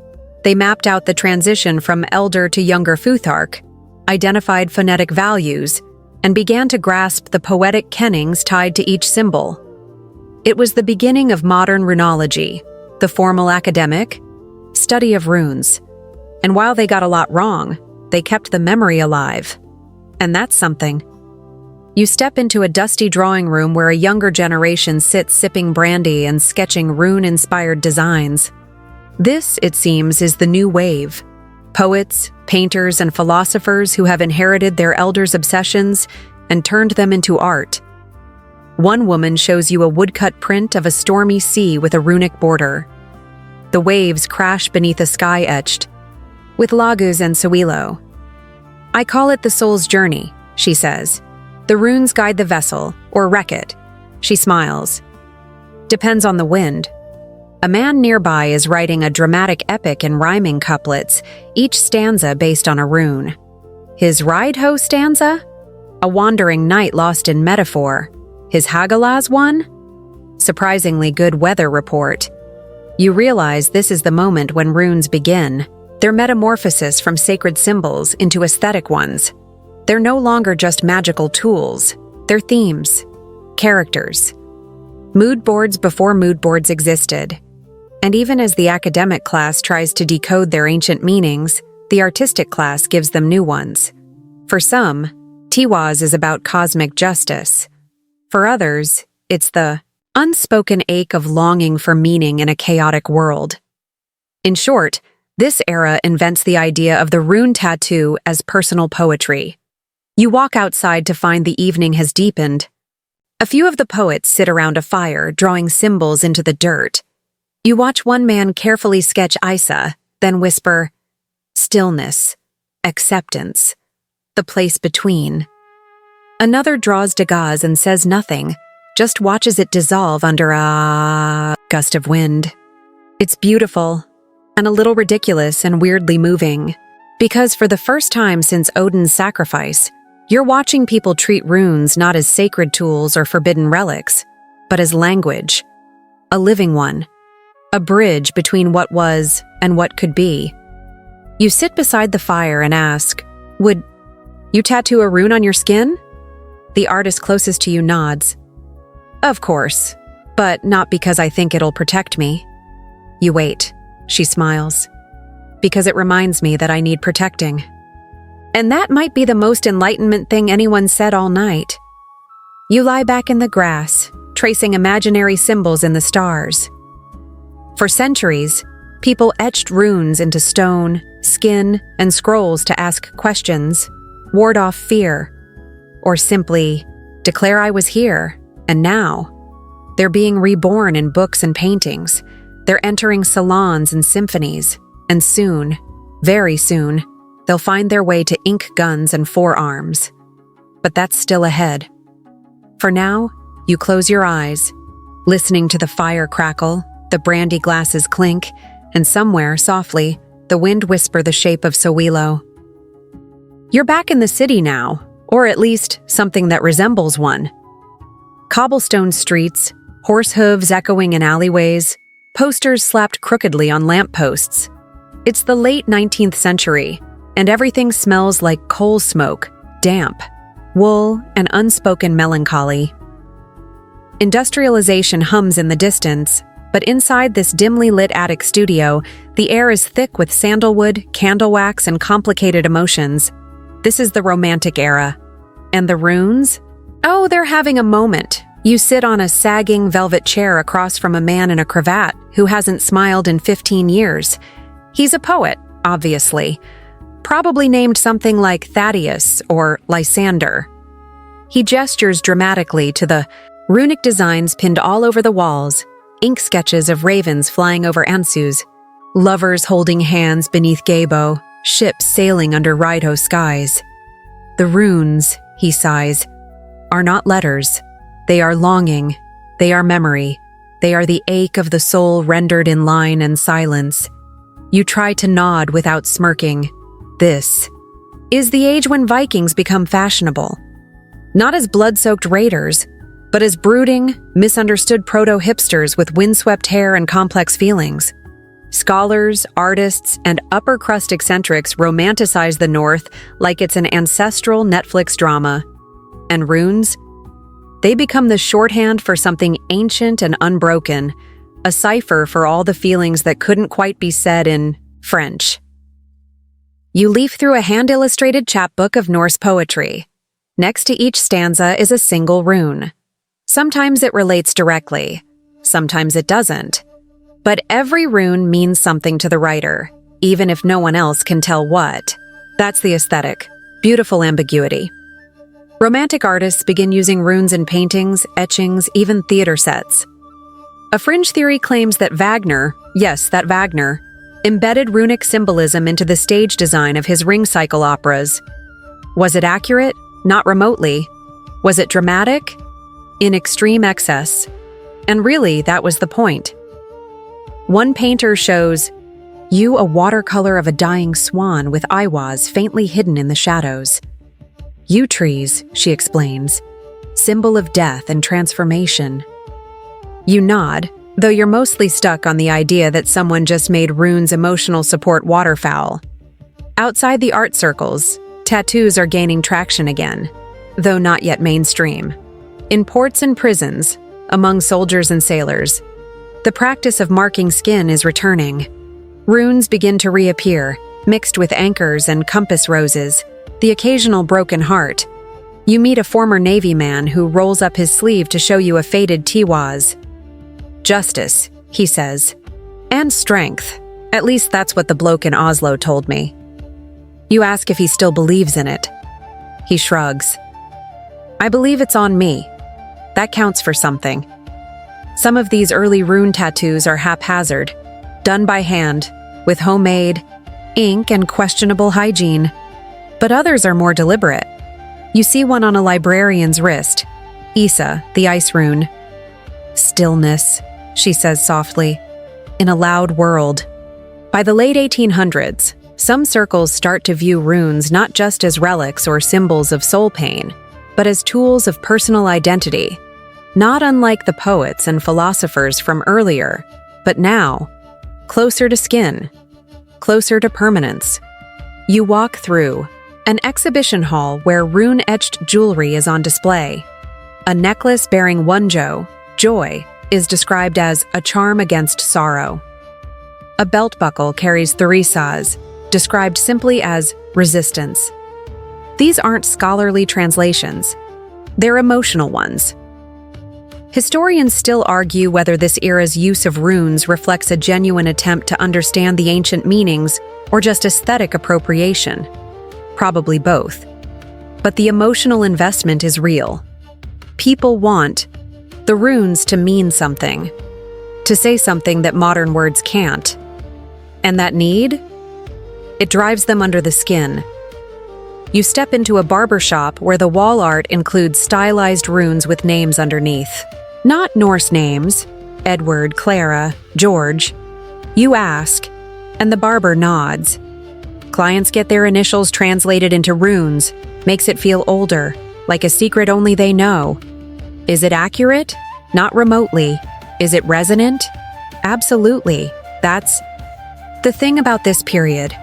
The lines between fact, fiction, and feeling get deliciously blurry. Runes become personal, intimate, aesthetic, yes, but also spiritual.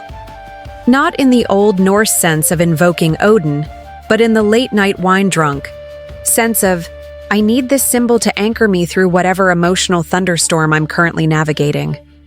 Back in the poet's attic, he pours you something warm that tastes like licorice and sorrow. He shows you the inside of his wrist. A fresh tattoo. Burkano. For the woman I loved, he says. She left, but the growth remains. You don't.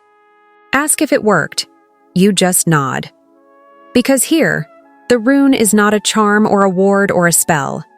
It's a scar. A chosen one. You leave as the sun rises, light pooling in golden puddles on the cobblestones. You pass posters for Norse-themed plays, romantic Viking novels, and rune-inscribed brooches for sale at a local boutique. And somewhere, someone is sketching Degas into a journal beside a half-written letter they'll never send. The runes are no longer only on stones or weapons. They've become quiet companions, tucked into lockets, initials, poems, and yes, tattoos. They're personal now, and they're not done yet. You leave behind the haze of poetry and unspoken heartache, trading velvet drapes for something far more rigid. The 20th century has arrived, and with it, the clatter of boots, marching orders, and sharp lines drawn not just on maps, but on ideology, skin, and identity. The early 1900s see the rise of something unsettling, the misappropriation of runes for political power. You stand in a cold archive room, light flickering above stacks of propaganda posters, military insignias, and folders thick with strange angular symbols. You recognize some immediately. Tiwaz, Sawilo, Algiz. But here, they're warped, stylized, weaponized. Welcome to the darkest chapter of the runes journey. In the 1930s and 40s, the Nazi regime in Germany adopted runes as part of their visual and ideological arsenal. A fringe group of scholars and occult enthusiasts, many with questionable credibility, fed into a growing belief that runes weren't just Norse symbols, but ancestral Aryan codes. Suddenly, the ancient alphabet was used to build a twisted narrative of racial superiority. The SS, the paramilitary arm of the regime, used a pair of stylized Sawilo runes as its logo. The Tiwaz rune adorned recruitment posters, standing in for military discipline. Even Othala, the rune of heritage, was repurposed into an emblem for bloodlines and exclusion. And here's the gut punch. These weren't just abstract symbols. They were stitched into uniforms, etched into rings, carved into the handles of knives, worn as literal tattoos by those who believed they were marked for a higher purpose. A deadlier one. You touch one of the archival items gently, a rusted pendant bearing a bind rune, its meaning twisted. What once symbolized protection and strength now carries echoes of horror. A reminder that symbols don't always choose their bearers. Historians still argue how much the average soldier understood about the runes on their insignia. Many likely wore them without context. Others embraced the myth wholesale, indoctrinated into a belief system dressed in stolen history. And the aftershocks? They're still felt. You sit across from a researcher cataloging runic items confiscated during post-war raids. She sighs. It's frustrating. These were sacred, ancient, and now they make people flinch. That's the heart of it. The symbols didn't change, but their context did. And context is everything. Fringe theory alert. Some occult historians suggest the Nazis believed runes could channel literal power, that certain inscriptions were designed as magical technology. Whether they believed that or just liked, the aesthetics is still debated. But either way, they left a stain that has never fully faded. In the decades following the war, runes became radioactive in public discourse. Museums hesitated to display them. Authors footnoted them nervously. And for those with Norse heritage or spiritual practices, it became a game of justification. No, not those runes, the real ones. You step into a tattoo shop in the 1980s, a dingy place tucked behind a record store. A man with a shaved head sits in the chair, runes already inked across his knuckles. The artist frowns. "You sure you know what those mean?" he asks. The man grins. "Means what I want it to. And that's the problem. Runes don't come with disclaimers. Their meanings, like all symbols, are vulnerable to the intentions of the bearer. Used correctly, they inspire. Used falsely, they corrupt. But not everyone gave up on them. Throughout the late 20th century, neo-pagan communities, especially those tied to Norse traditions, began a long, difficult process of reclaiming the runes. They held rituals, published books, tattooed the real meanings back onto their bodies with care and clarity. A quiet resistance to the noise of misuse. You meet a woman in a bookstore cafe. She shows you her ankle, tattooed with Burkano. "Fertility," she says. "I got it after my second miscarriage. It helped me remember I was still growing." You ask if she worries people will misread it. She shrugs. Someone always will. But it wasn't for them. And maybe that's where the healing begins. When you reclaim meaning for yourself. When you let history whisper through the scar, but not define it. You walk through a gallery where modern artists reinterpret runes in paintings, murals, and sculpture. One piece shows Tiwaz made of broken glass. Another reconstructs Othala using fragments of burned wood and barbed wire. Below it, a plaque reads, "What is heritage without honesty? The wound remains, but so does the rune." And here's the hard truth. You can't purify a symbol by ignoring its past. You can only move through it, reframe it, re-ink it.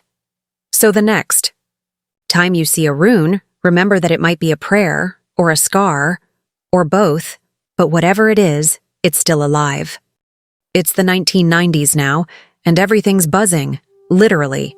Neon lights, CRT screens, pagers, dial-up tones. People are downloading their identities in forums, zines, and freshly launched websites. But underneath the flannel shirts and burned CDs, something older is stirring. Something that has never really gone away.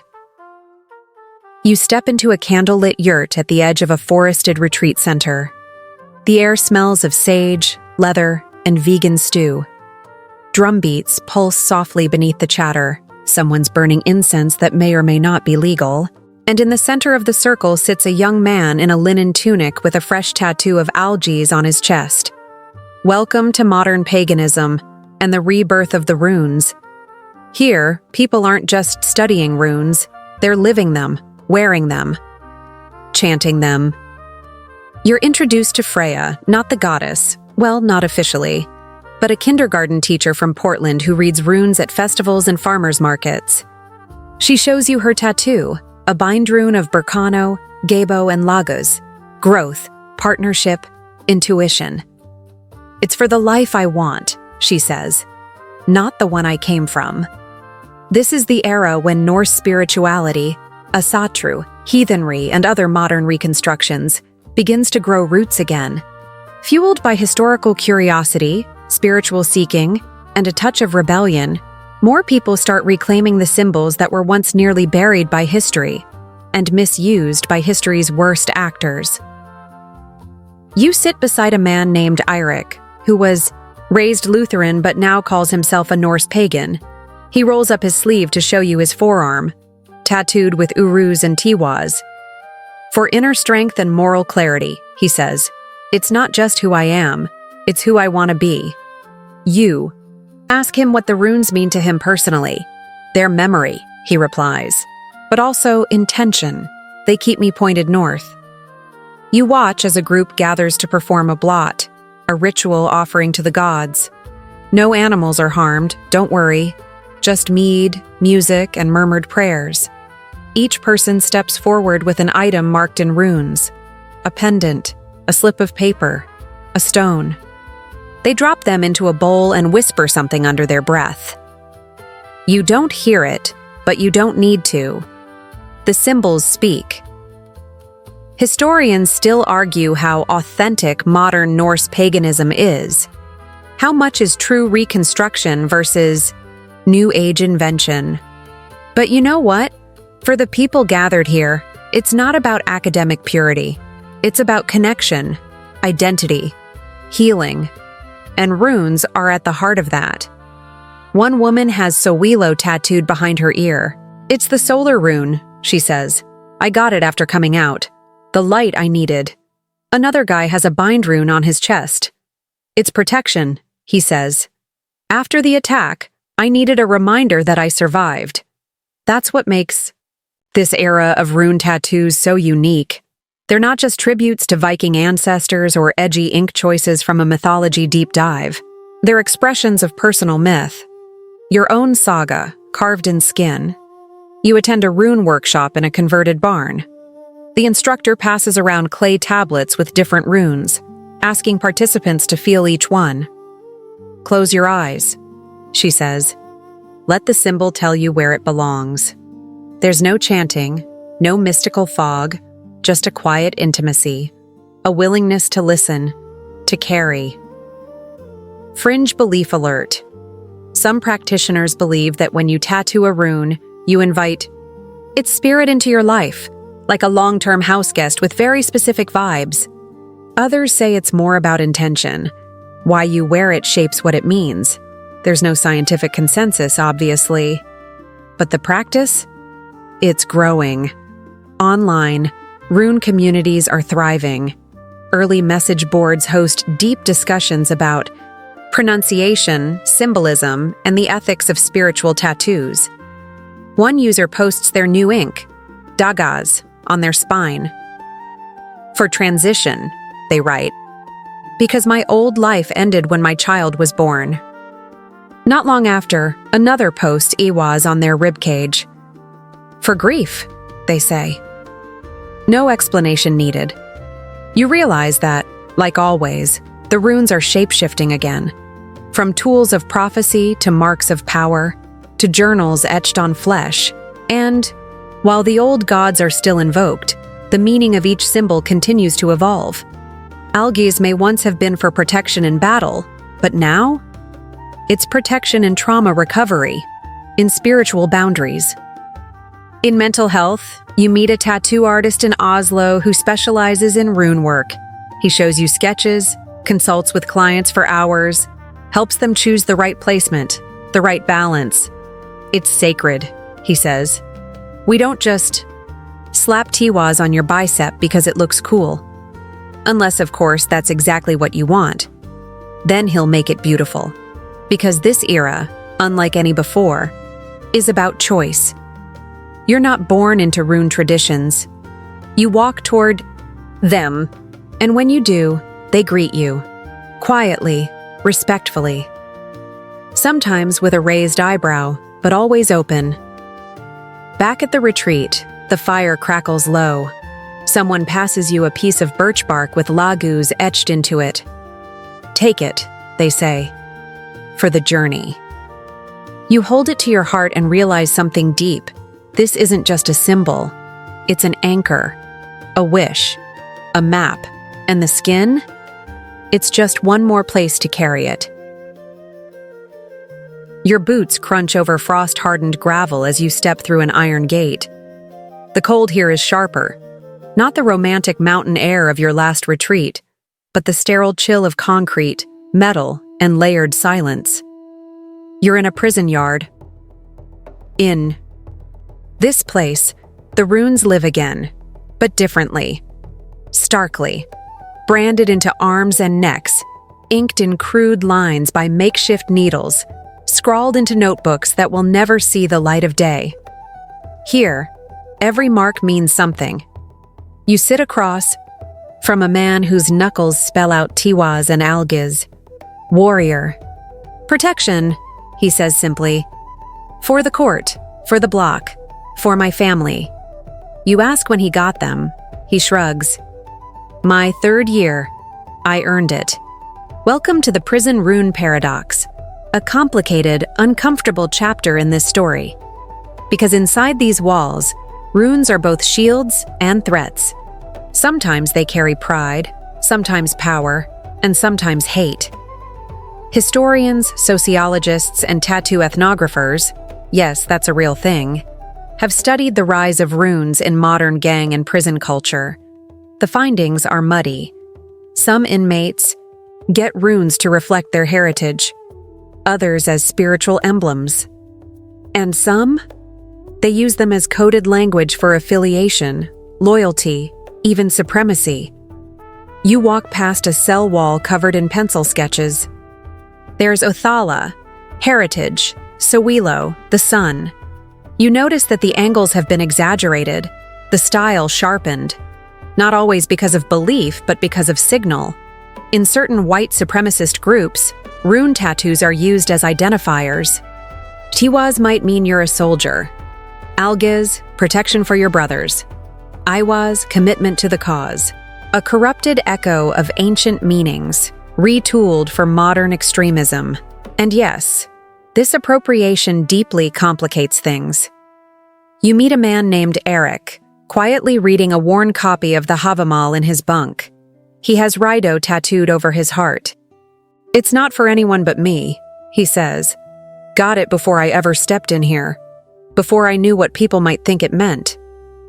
He tells you about the tension, how reclaiming these symbols inside prison walls is a daily battle. I've seen guys cover their runes up, he says, hide them, because of what others assumed. Fringe theory time. Some modern spiritual practitioners believe that context can recharge or purify a corrupted rune, that by reasserting its true meaning through ritual, speech, or tattoo, you reclaim its energy. That's not provable, of course, but in here, belief has teeth. A tattoo artist doing time for armed robbery tells you he's inked dozens of runes. Most guys don't even ask what they mean, he mutters. They just want the look. You ask him why he still does it. Because maybe 1 out of 10 will listen. We'll ask. That's worth it. Some prisons have cracked down on rune tattoos, banning them outright, especially when tied to extremist symbols. Others allow them under religious expression clauses. You read one case file where an inmate fought for the right to wear ansus as a spiritual emblem, and won. But the associations linger. Online databases list runes alongside swastikas and hate speech tattoos. This can create real issues for those with genuine ancestral ties or spiritual reasons for their ink. You meet a young man recently released, his Uru's tattoo freshly re-inked, in smoother, cleaner lines. I got it redone, he tells you, because I'm not who I was in there, and the symbol deserves better. That's what it comes down to. Intention.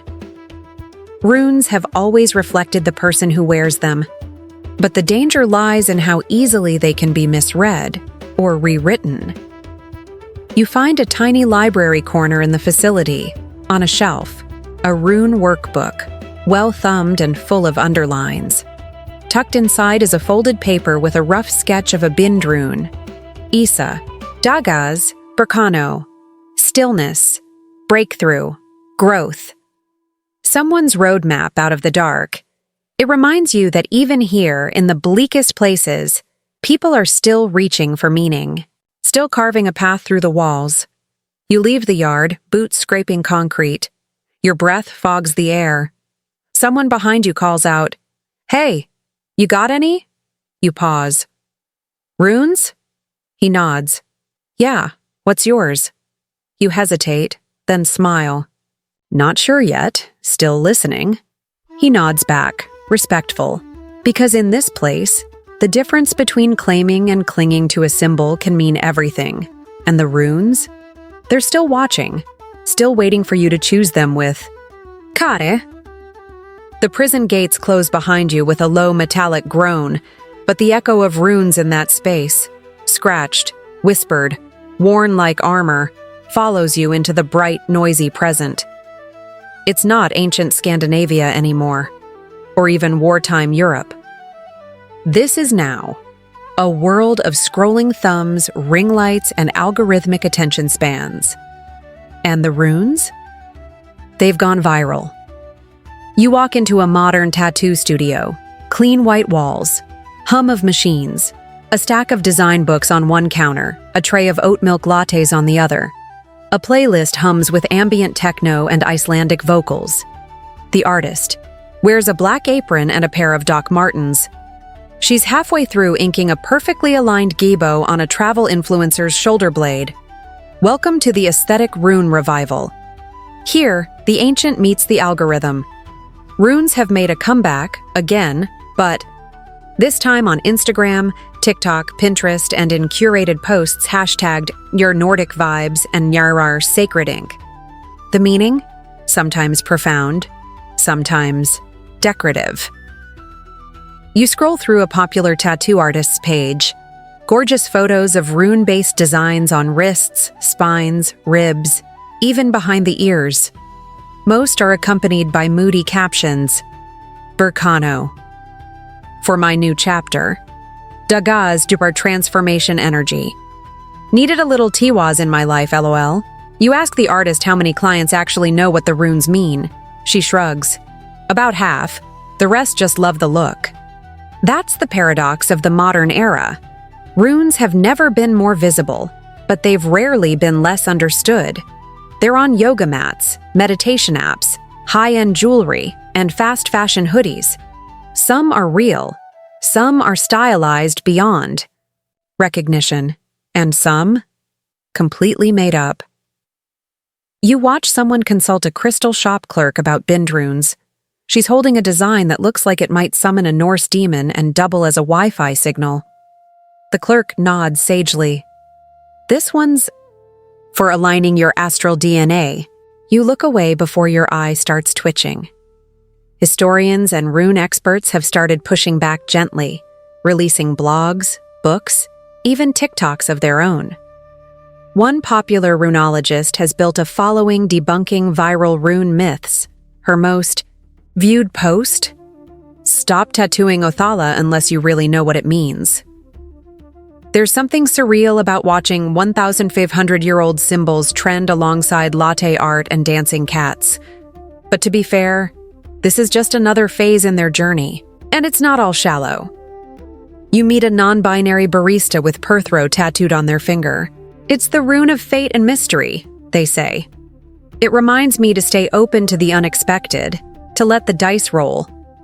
You ask if they studied the old texts. Nope, just felt right. That's the thing. For many, runes today are less about historical accuracy and more about personal resonance. Like constellations, dots that people connect in the way that speaks to them. You may not draw the same lines as Odin's disciples, but the stars are still the stars. Fringe theory. Some believe that modern rune tattoos are a kind of subconscious ancestral remembering, that even if you don't know what Laguz means, your body does. Sounds poetic, zero data, but it's a lovely idea. You scroll through a thread of Bindrune fails, images of jumbled symbols inked upside down or mashed together in ways that mean nothing. One user says they got a tattoo of Raido for their love of motorcycles, but the artist flipped it and accidentally created a very confusing Thurisaz. The caption? Still rides okay. You meet a woman who designs digital rune filters for Instagram. She tells you that people love overlays of Wunjo or Dagas during sunrise selfies. It's aspirational, she says. And also kind of like, I don't know, witchy but minimalist? You nod. That's one way to put it. The shift now is speed. Symbols once carved into bone or whispered by firelight are now flashed across stories, swiped past in milliseconds. The risk isn't disrespect, it's dilution. Meaning reduced to aesthetic. Depth sacrificed for trend. But not always. You meet a tattoo artist in Reykjavik who refuses to do rune ink unless the client can name the symbol, its phonetic value, and its traditional meaning. If they don't know it, they can't wear it, he says. His appointment book is full through next year, because as runes get more popular, the desire to honor them rises too. Online forums offer rune mentorships. Artists build custom bind runes rooted in both linguistic accuracy and client intention. You even find a virtual rune reading group that meets monthly over Zoom, chanting syllables softly into earbuds and tea mugs. You realize that what we're seeing now isn't a distortion. It's a remix. A new movement, clumsy in places, but sincere. A digital age reverence, pixelated but potent. You step outside the shop and see a woman journaling at a cafe table. On her wrist, Isa, in clean black ink. You ask her what it means. She looks up. Stillness, she says. I got it after burnout. I needed a reminder to pause. You nod. Not because it's ancient, not because it's trendy, but because it's real. The runes are on skin now, on screens, in search bars and playlists and manifesting boards. Sometimes mistaken, sometimes misused, but always reaching. And maybe that's enough. The studio lights fade, the buzzing ink gun quiets, and once again, you're in motion, this time deeper, not geographically, but philosophically. Because at some point, runes stop being just markings. They become obsessions. You're headed now to the home of modern rune artists. Not the trend followers, not the hobbyists, but the craftspeople. The ones who carve meaning with the reverence of monks and the precision of engineers. You enter a dim loft filled with sketch pads, rune wheels, and the distant thud of a mallet against bone. A tattoo artist named Olav greets you, eyes bright, behind thick glasses. His studio smells like ink, pine tar, and candle smoke. He doesn't ask what rune you want. He asks why, because this is where the questions begin to matter. Olav is part of a growing global circle of tattooists who specialize in traditional Norse symbolism. They study not just the elder and younger Futharks, but Proto-Germanic roots, ancient poetry, and linguistic shifts. They debate rune proportions, stroke order, sacred geometry. They argue at length whether alges should point upward or downward when tattooed on the wrist. And believe me, they care a lot. You watch Olav draw a bindrune for a client, Rido, Ansuz, Awaz. Travel, communication, transformation. It's beautiful, clean, balanced, and purposeful. The client? A literature professor about to undergo chemo. I need to feel like I'm moving, she says. Not just being moved. He nods. Then we give you a compass. This is where the modern tattoo intersects with the ancient ritual. Not in blood sacrifice or chanting around a fire, but in time, care, and intention.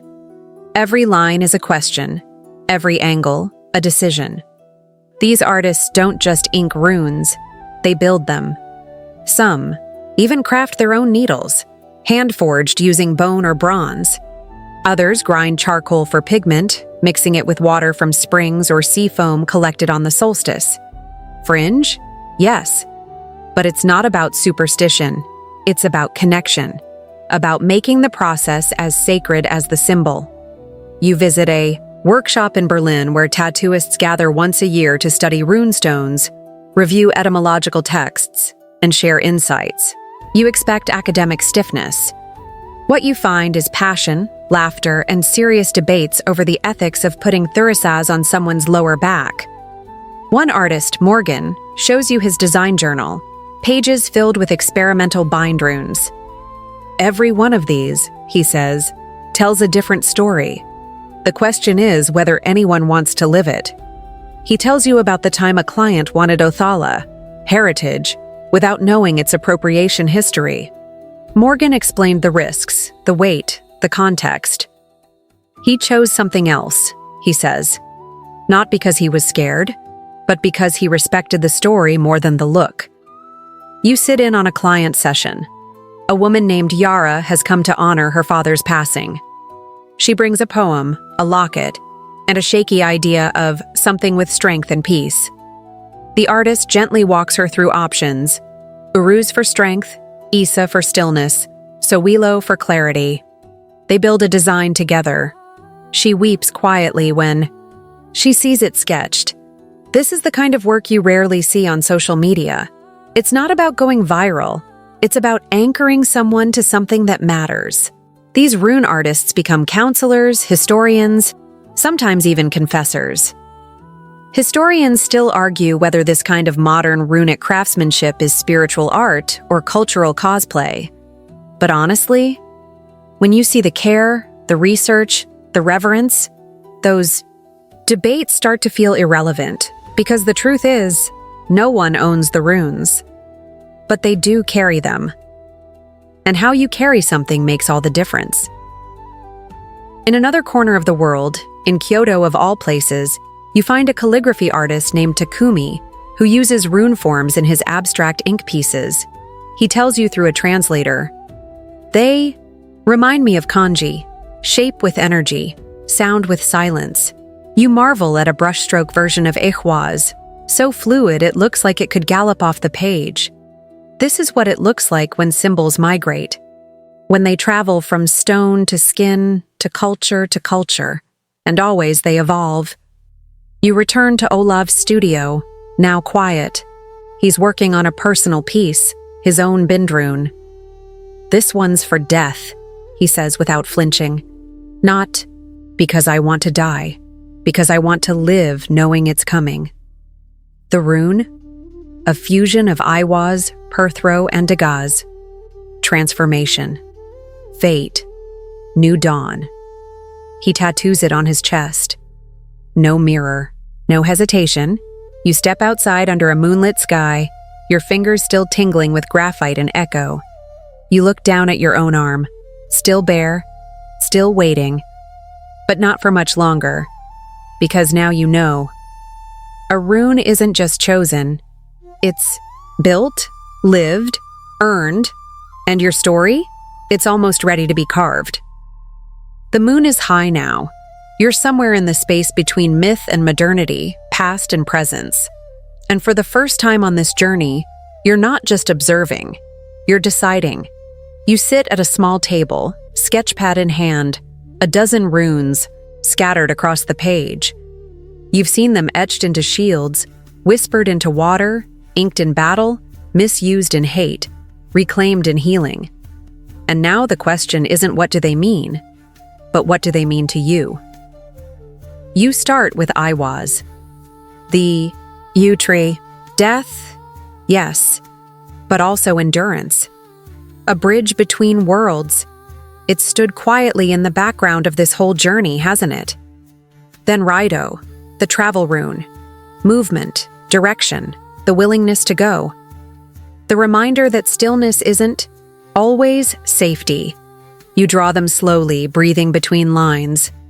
Then you add Perthro, the dice cup, the mystery of what can't be planned.